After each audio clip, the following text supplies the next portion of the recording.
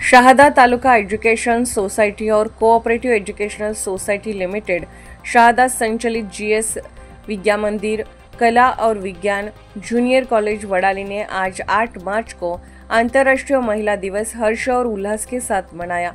कार्यक्रम प्रारंभ मुख्य अतिथि एवं व्याख्याता वकील श्रीमती संगीता पाटिल। इस अवसर पर पूर्व ग्राम पंचायत सदस्य कल्पताई महिदे, अभिभावक संघ की उपाध्यक्ष वैशालीताई गोसावी, अभिभावक श्रीमती काजल पारधी, श्रीमती नम्रता पाटिल, श्रीमती सरलताई जगताप, श्रीमती कविता गोसावी, श्रीमती वंदना माली, श्रीमती गायत्री पाटिल, श्रीमती सरला गावले, पूर्व अभिभावक संघ की उपाध्यक्ष जयवंताताई, स्कूल के प्राचार्य श्री संजय भोई, निरीक्षक श्री विलास पाटिल सहित गणमान्य उपस्थित थे। दीप प्रज्वलन और सरस्वती पूजा की गई। 5वीं और 6ठी कक्षा के विद्यार्थियों ने ईश स्तवन प्रस्तुत किया। श्रीमती शीतल चौधरी ने अभिभावकों की भावनाओं को व्यक्त किया, जबकि पवन माली और विनय सैंदाने ने विद्यार्थियों की भावनाओं को व्यक्त किया।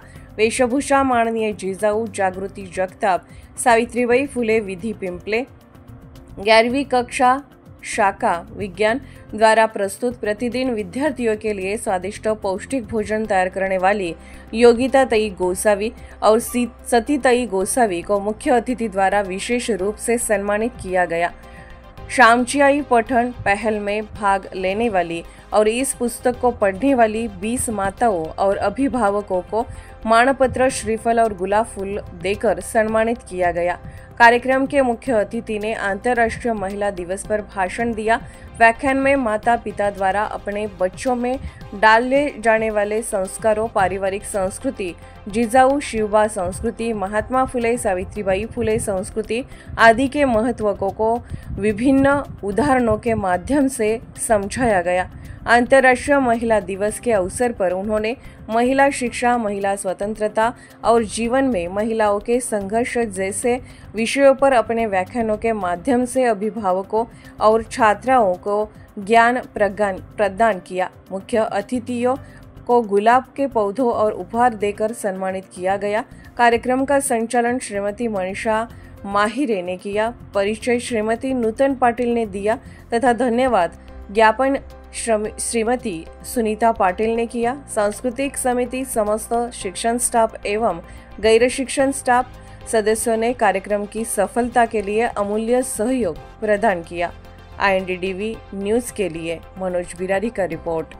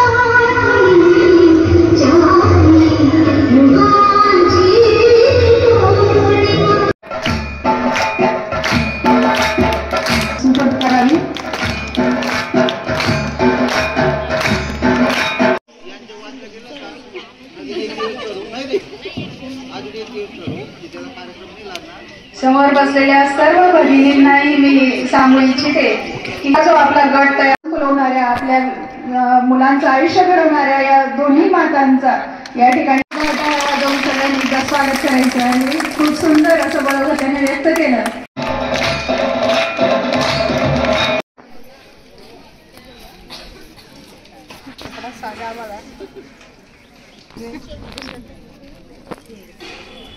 त्यांचं कौतुक आपण करायचं आणि त्यांनी आहे वाचन केलेलं आहे.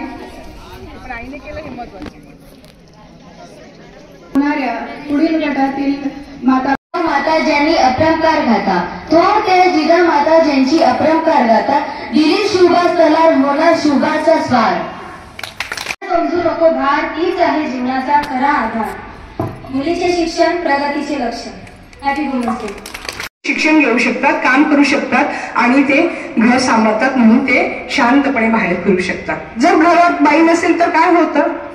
एखाद्या पुरुषाची बाई वाली तर महिन्याभरात तो लग्न करतो. तो बाईशिवाय राहूच शकत नाही, तो आईशिवाय राहूच शकत नाही, तो बहिणीशिवाय राहूच शकत नाही. म्हणजे पुरुष प्रत्येक ठिकाणी महिलेवर हा अवलंबून आहे. पण त्यासाठी त्यांनी अतिशय स्तुत्य असा उपक्रम राबवला जेणेकरून आज मोबाईलच्या काळामध्ये आज आपण सगळे मोबाईल इंटरनेट यांचा वापर करत असतो आणि वाचनाचा जो छंद आहे तो छंद कुठेतरी करते. आपल्या 11वी विज्ञान शाखेच्या विद्यार्थिनी विधी व जागृती यांना त्या घेऊन येत आहेत जिजाऊ आणि सावित्रींची वेशभूषा. आई म्हणून मिळाली तो निरंकार शुभ झाला. जलश्री बहीण म्हणून मिळाली तो उंटांच्या ज्ञानदेव झाला. जलश्री मैत्रीण म्हणून मिळाली तो राधेचा श्याम झाला. आणि जलश्री पत्नी म्हणून मिळाली तो सीतेचा राम झाला. तो सीतेचा राम झाला. आजच्या कार्यक्रमाचे सन्माननीय अध्यक्ष विद्यार्थी मंत्रिमंडळ आणि येथे उपस्थित सर्व माता भगिनींनो, स्त्री म्हणजे जन्मदाती, स्त्री म्हणजे संस्कृती, स्त्री म्हणजे नाविन्याचा वासा, स्त्री म्हणजे घराचे घरपण, स्त्री म्हणजे महान कार्य. अशा या स्त्री शक्तीला माझा मानाचा मुजरा. जागतिक महिला दिन.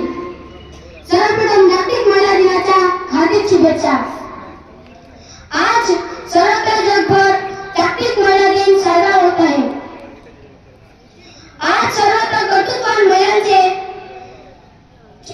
महिलांचे समाजात मोलाचे काम करणाऱ्या महिलांचे, गृहउद्योग चालवणाऱ्या महिलांचे सन्मान केला जात आहे. भारतीय स्त्री प्रत्येक क्षेत्रात पुढे आहे. ते म्हणजे शेतातील मजुरीपासून तर देशाच्या राष्ट्रपतीपर्यंत. छत्रपती शिवाजी महाराजांना घडून स्वातंत्र्य सोहळ्याचे निर्माण करून देण्यासाठी केलेल्या संघर्षाचे दर्शन देणाऱ्या राजमाता जिजाऊ मैं मेरी झांसी कभी नहीं दूंगी असे ठामपणे निर्णयांशी संघर्ष करणारी राणी लक्ष्मीबाई. श्यामला स्वाभिमान काय असतं, संस्कार काय असतात, देव धर्म राष्ट्र सगळं काही एवढं चांगलं शिकवलेले. तिची खूप गरिबीची परिस्थिती असताना तिने मुलाला इतकं चांगलं घडवलं. खरंच त्या आईला माझा खूप धन्यवाद. मानाचा मुजरा. श्यामची आई म्हणजे आपण म्हणतो ना कुणाची 4 तारची हवेली राहिली आणि आपलं झोपडं राहिलं, पण आपण जर त्या घरी गेलो आपल्याला फक्त अर्धा तास व्यतिरिक्त आपलं मन लागत नाही. किती सुंदर घर असो, माझं घर आहे शेवटी माझं घर आहे. म्हणून श्यामची आईची म्हणजे आई वडिलांची परिस्थिती बरी होती, पण तिच्या स्वतःचं घर नव्हतं. ती आई वडिलांच्या घरी राहायची तेव्हा तिला एकदम म्हणजे लाजिरवाणी गोष्ट वाटायची की ती अशी म्हणायची की काय करते ती महिलाच करते आणि तिला सगळीकडे लक्ष द्यावं लागतं. शेतकरीपासून तर नोकरी वर्गापासून. आज कुठलीही मुलगी राहिली ती पण आताच्या काळामध्ये सक्षम आहे आणि मुलींना पण वाटतंय माझे आई वडील काय करतायत आणि कष्ट करतायत, त्यांचे पैसे कष्टाचे आहेत, ते आम्हाला शिक्षणासाठी लावतायत, त्याचं संधीचं सोनं करणार आहेत. आणि सगळे आमचे आलेले आमच्या प्रमुखांनी संगीता ताई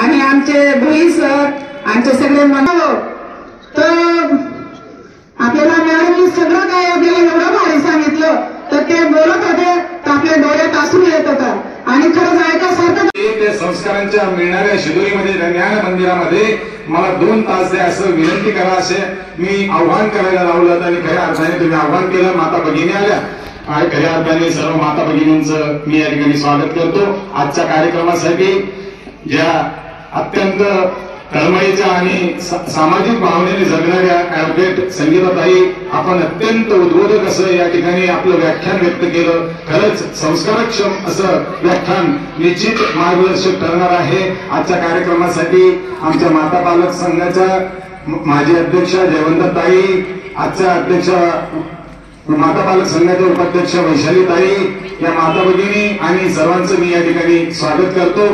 मलाही बोलायला या ठिकाणी उत्साह आला कारण मी बोलणार नव्हतो. मॅडमांना सांगितलं होतं की आज फक्त तुमचा दिवस आहे पण ते बोलले की आज पुरुषांनी बोललं पाहिजे होतं, पुरुषांनी सांगितलं पाहिजे होतं. या अर्थाने मी फक्त 2 मिनिटं घेतो. जागतिक महिला दिन 8 मार्च 1908 रोजी अमेरिकेतील महिलांनी स्वतःच्या हक्कासाठी दिलेल्या लढ्याचा 8 सन्मानार्थ संपूर्ण जगभरात दरवर्षी 8 मार्च हा दिवस जागतिक महिला दिवस म्हणून साजरा केला जातो. स्त्री म्हणजे वात्सल्य, स्त्री म्हणजे मांगल्य, स्त्री म्हणजे मातृत्व, स्त्री म्हणजे कर्तृत्व. आजचा दिवस प्रत्येक महिलेसाठी सन्मानाचा, अभिमानाचा आणि आनंदाचा दिवस आहे. कारण आज अनेक ठिकाणी कर्तृत्ववान महिलांचे सत्कार होतात. महिलांच्या कार्यांची दखल घेत सन्मान केला जातो.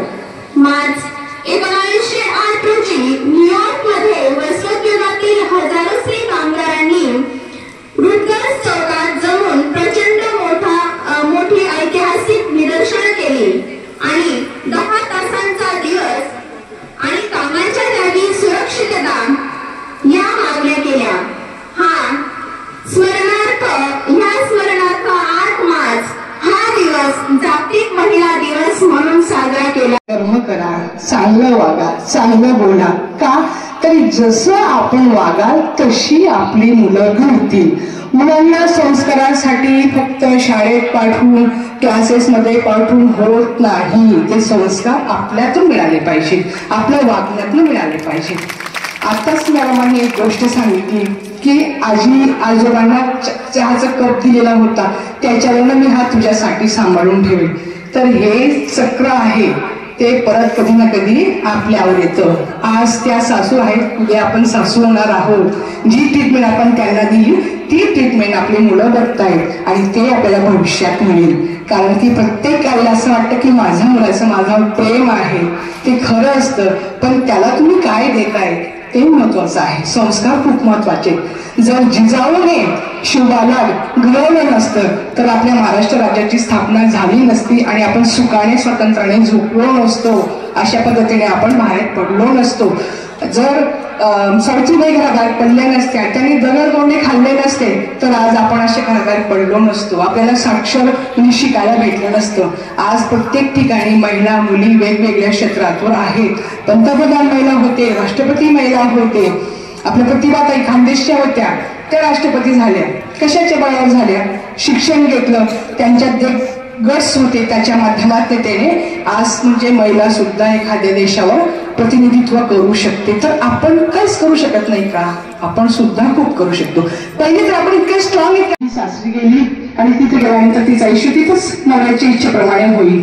पण मग आपण स्वतःचे विचार कधीच करत नाही कारण की आपल्याला ते स्वातंत्र्य अजूनही नाहीये.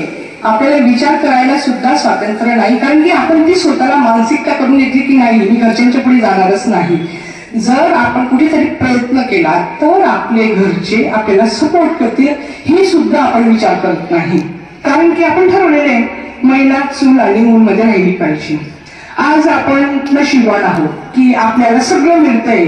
आपण स्वातंत्र्य सगळं आहे महिलांना. आपण खऱ्या अर्थाने स्वातंत्र्य केव्हा झालो? ज्या वेळेस आपल्याला सावित्रीबाई फुलेंनी पहिल्या शिक्षिका झाल्या आणि मुलींनी शिक्षणासाठी त्यांनी पुढाकार घेतला ज्योतिबांच्या याच्याने तर सपोर्टने. तर त्यानंतर आपण खऱ्या अर्थाने केव्हा झाल्या महिला दिन आपला की ज्या दिवशी आपल्याला स्वातंत्र्य समता बंधुभाव म्हणजे संविधानाच्या माध्यमातून डॉक्टर बाबासाहेब आंबेडकरांनी आपल्याला सगळ्या संधी उपलब्ध करून दिल्या. पण तरी सुद्धा आपण नशिबात अशा आहोत की आपल्याला आज कुठल्याही गोष्टींसाठी संघर्ष करावा लागत नाही. आताच मॅडमांनी म्हटले की विदेशातील न्यूयॉर्कमध्ये 15,000 महिलांनी कामाचे तास आणि चांगलं वेतन आणि मतदानाचा हक्क यासाठी संघर्ष केला. आणि तेव्हापासून 2010 पासून महिला दिन साजरा होतो आणि तो आपल्याकडे पण होतो. मग महिला दिन साजरा झाला, एक दिवस आलो आपण काहीतरी वेगळं केलं की झाला नाही. महिला दिन हा रोज साजरा झाला पाहिजे. का तर आपण महिला आहोत याचा आपल्या स्वतःला सुद्धा अभिमान वाटला पाहिजे. आपण महिला म्हणून जन्माला आलो आहोत तर उलट आनंदाची गोष्ट आहे. पण आपण बऱ्याच वेळा स्वतःला कमी लेखतो आणि आपण असं म्हणतो की जाऊ दे बाईचं जन्मच असा आहे, काय करायचं, असं आयुष्य घालायचं आहे. जर आपण स्वतः निगेटिव्ह असाल तर पॉझिटिव्ह कसं होणार? कुठलीही गोष्ट, प्रत्येक गोष्ट पॉझिटिव्ह बघितली गेली पाहिजे आणि त्याच्यातून आपण सकारात्मक विचार करून जर आपण वागत गेलो तर आपल्या संपर्कात येणाऱ्या प्रत्येक व्यक्तीला मी पॉझिटिव्ह. तर मला जेव्हा लग्न झालं तेव्हा इतका आनंद झाला की प्राध्यापक नवरा भेटला म्हणजे आता आपल्याला शिकायला भेटेल.